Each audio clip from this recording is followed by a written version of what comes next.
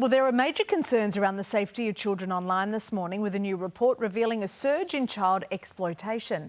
The latest figures released as National Child Protection Week begins, and it shows a shocking 41% jump in just a year. The AFP says that the scale of the threat shows it is not just a law enforcement issue, but something that requires a whole community response. Joining us now is Helen Schneider, who is the AFP Commander of Human Exploitation.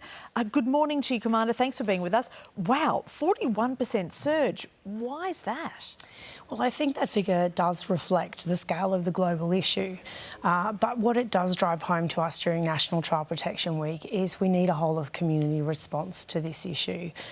Child protection is everyone's responsibility, and it's not something police can tackle on our own. We need to partner proactively with the Australian community and help those parents and carers help us deliver that frontline prevention in the family home. OK, let's go through that now. What can parents and carers do? What to look out for? Well, there's a lot of things parents and carers can do. Prevention and education is critical. My advice to parents is have those regular conversations with your children and start those conversations young.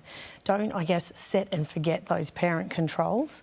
But as parents yourself, think about what you're doing online as well. Make sure when you're posting images online that you're considering what might be in the background there, what might identify your children. Check your own privacy settings. And I would suggest have conversations with people you are sharing your photos with and ask them what they'll be doing with them. That's a very reasonable conversation to have in 2025. OK, we know that children themselves are on the front line with their own devices here. And as you say, start the conversation with your kids. What to say? Give us some words that you think will help kids identify what is happening.